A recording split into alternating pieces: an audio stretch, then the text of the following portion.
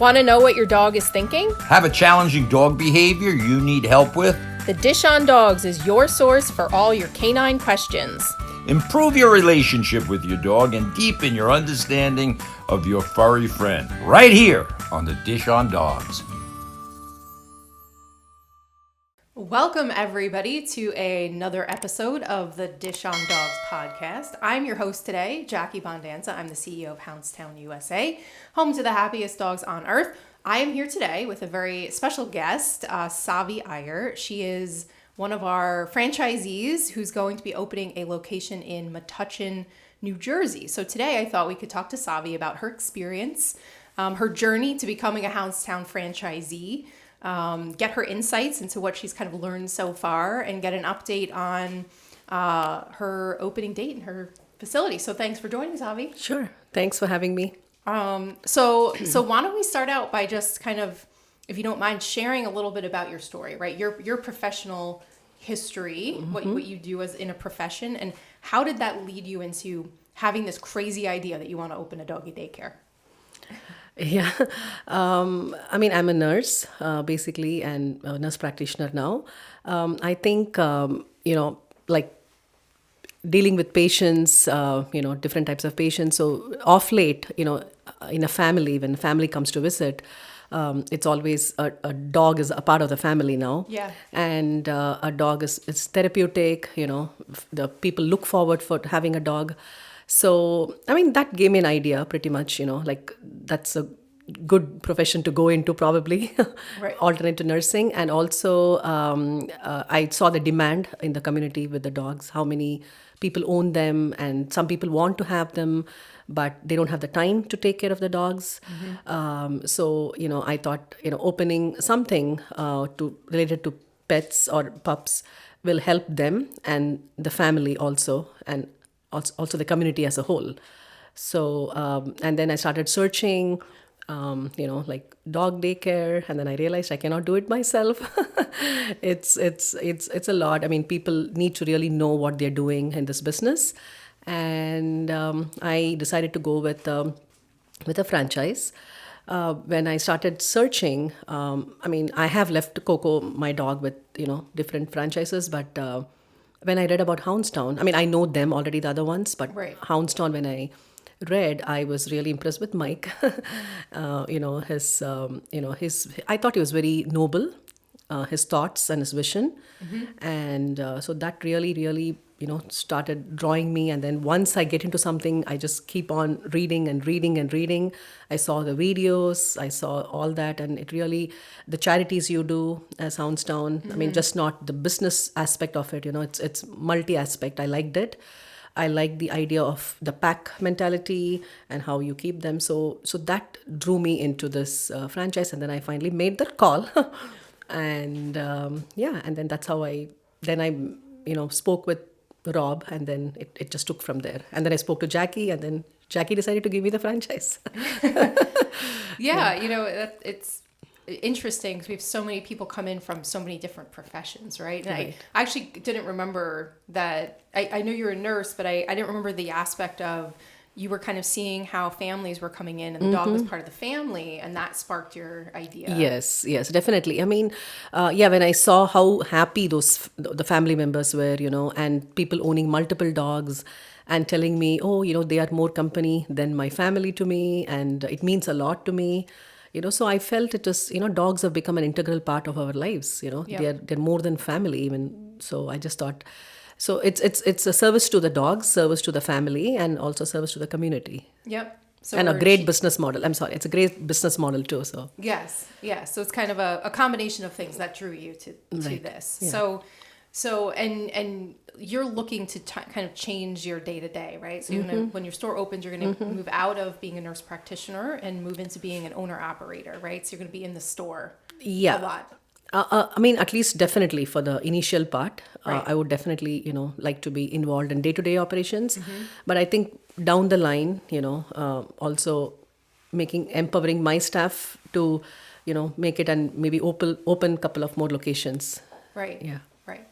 Great. And so you came into the system probably about 6 months ago?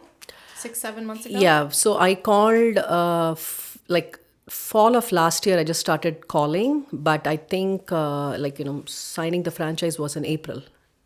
March, right, April, yeah. Right. So recent. Recent, Fairly very recent, yeah. And so you came to Discovery Day and you already had a building in Yeah, mind. yeah. So, to couch this a little bit, site selection process can be lengthy for us, right? Because we're looking for a specific type of building. And in some markets, it's like looking for a needle in a haystack. Right. Right? Because Right. we're looking for a commercial, light industrial building, and that inventory is sometimes not available, so less available than in other markets. So you already, because you are a researcher, and you, like you said, I've seen you in action. Like you just take to heart everything, and Yeah, you do yeah. it like to 110%.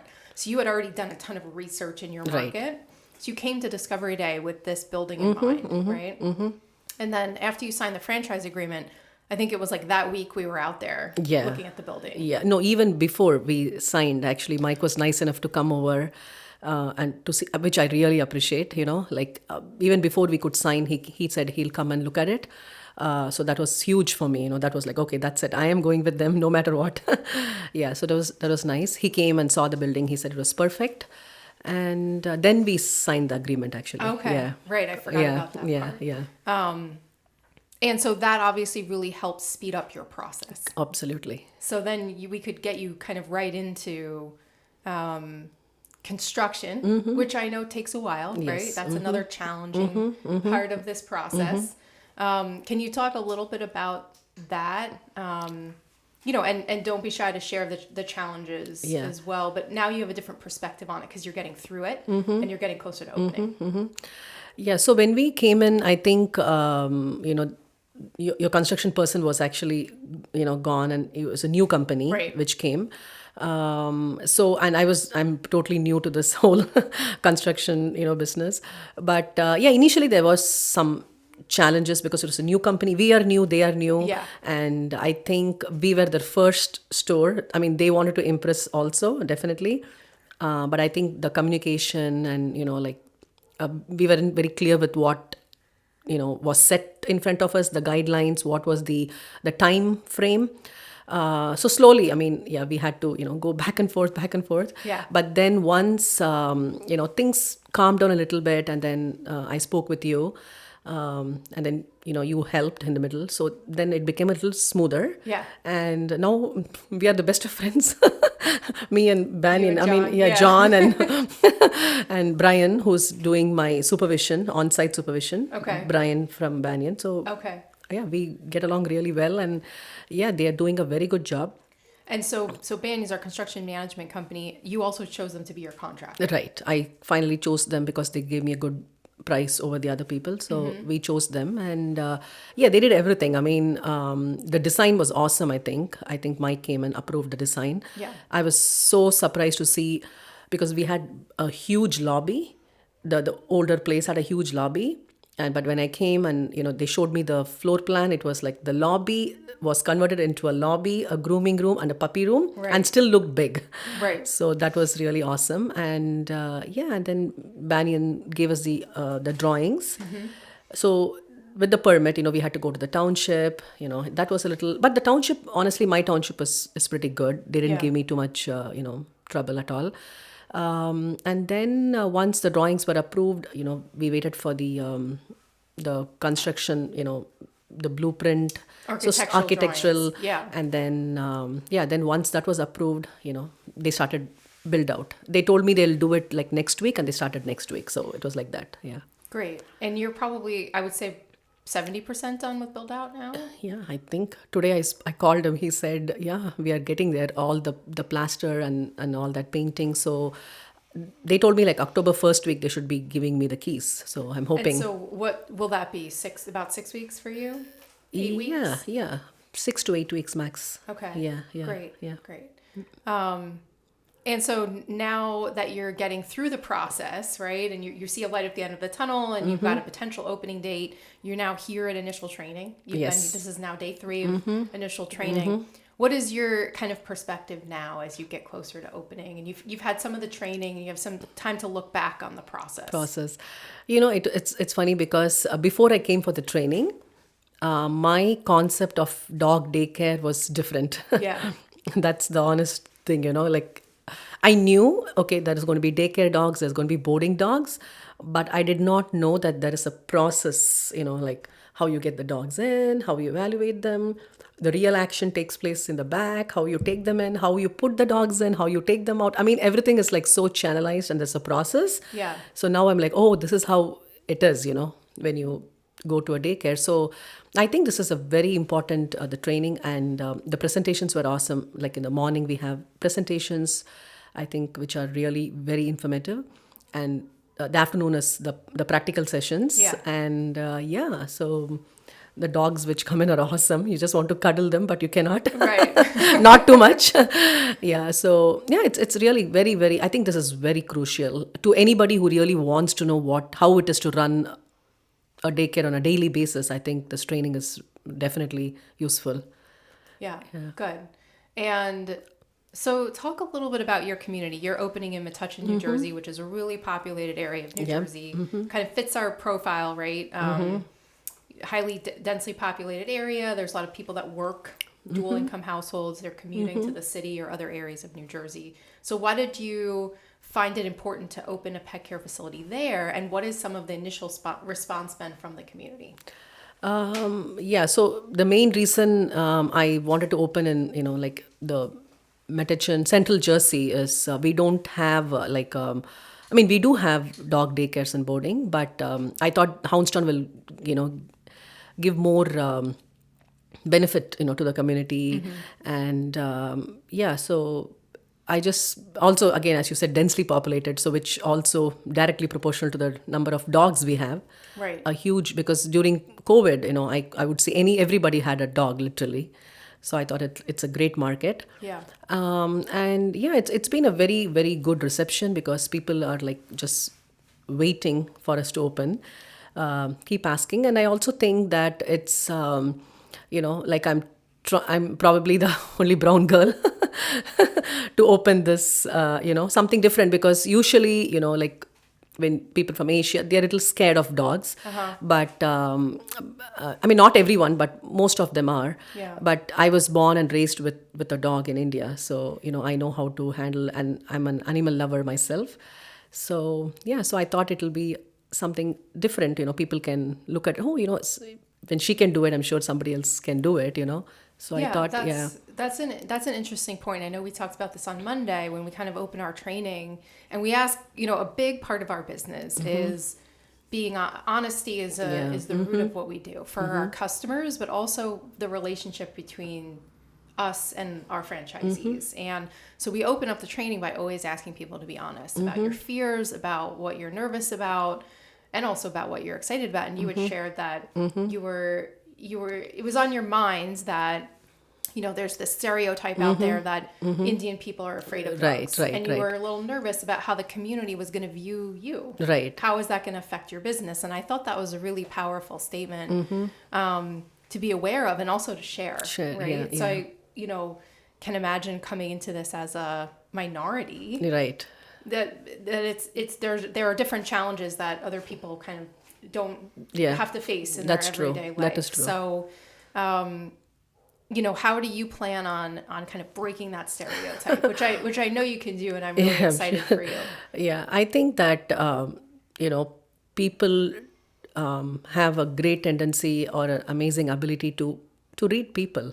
People can say if you really mean it, and if you really like what you do. And there is no doubt that I just love animals, and they're going to see it because along with Houndstown and their philosophies and my love for animals, people are going to see how much we take care of the dogs, and how much the dogs are going to love to come to Houndstown. So right. I'm sure after that there'll be no doubt. I mean, initially there could be, but once they see how we're going to operate the facility and how we're going to take care of their pups, so I'm sure they will love us.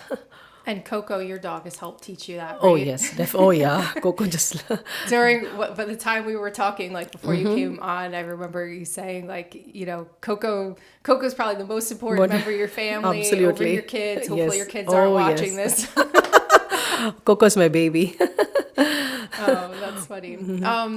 And just to kind of circle back on this concept that, yes, at Houndstown, our goal is for our franchisees to be financially successful. But I think there are a lot of other opportunities here, right? To do something bigger, to be a small business in the community, to help dogs in need, to employ people, young people that need jobs, and to help participate in kind of the economics of your community. So what are some of your ideas on how Houndstown Metuchen is going to kind of play that role as well? I think that first of all, like opening a small business will help us and the township. It's a business which is going to come up, going to generate revenue. We're going to employ people. So we're going to employ hardworking people, kennel assistants. We're going to employ managers. So I think that that will generate revenue. So I think it'll be a great business opportunity for us. And the township is, I think, and the Metuchen township itself is actually a very small business friendly. That's great. Yeah, so they have like lovely shops which we don't have in Edison actually. Metuchen is a very, Edison is a huge township, but there are certain shops and stores which we have in Metuchen which we even don't have in Edison, like Whole Foods, for example. Yeah. Yeah, so I think it's great. I mean, it's a small, town feeling. At the same time, people are very, very, very friendly there. So I really like it. Yeah. That's good. Yeah, and I think, even though we're a successful franchise, I always tell our franchisees, that we, and prospects, that this is kind of, we're really bringing small business back to communities in some way. So we're kind of this unique combination between a really successful franchise, but also this small business kind of mom and pop family owned and operated feeling. That's really important for people who are leaving their pets with us, right? Because this is such an emotional and a personal business. So definitely. Yeah. And I think, your skills as a caretaker in your profession now, as a nurse practitioner, it seems like a lot of those skills can be carried over. Definitely. Yeah. Taking care of the dogs. Yeah. I really think so. Yeah. Because it was people before and now it is dogs. So I tell my family and friends, I'm elevating myself. I'm just joking. I'm going from here to there because animals have an excellent ESP. They know, people, they can, even before we talk. I mean, we have to talk, we have to see, we have to hear, we have to do so many things to judge. They just don't have to, they're gifted naturally to know all that, Yep. So I'll tell him I'm really going one step above here. I'm going to be with dogs all my life. So I think it's a great feeling, and I really as I emailed you, I just thank Houndstown for this because I always wanted to do business all my life. Even when I was young, I used to sell stuff here and there, try to make some money. I was scared, to be honest, to do it because one, I'm not like born and raised here or anything. I don't have the backup. I don't have. Yeah. So whatever we made all our lives, here, so we have to invest that. Yeah. So I was like very skeptical, but I think somebody like Houndstown guiding me, telling me this is what it is. It's a simple strategy. You got to just follow this, and so that means a lot. And I was like, okay, my dream finally came true. So, well, that's great to hear. And you know what? That's what part of this is all about is kind of helping people realize this dream of owning their own business, working with dogs, making their lives better, financially, personally, professionally. That's what our goal always is. And there are bumps along the way, but like we talked about in our training, it's kind of how you look at the big picture. Right. No pain, no gain. No pain, no gain. That's right, Savi. Well, thank you for joining the podcast today. Thanks for watching another exciting episode of the Dish on Dogs podcast. You can also watch us on YouTube on the Dish on Dogs podcast. If you're a listener, you can catch us on iTunes, Spotify, and all your other podcast platforms. For more information, click the link in the description. We'll see everybody next time.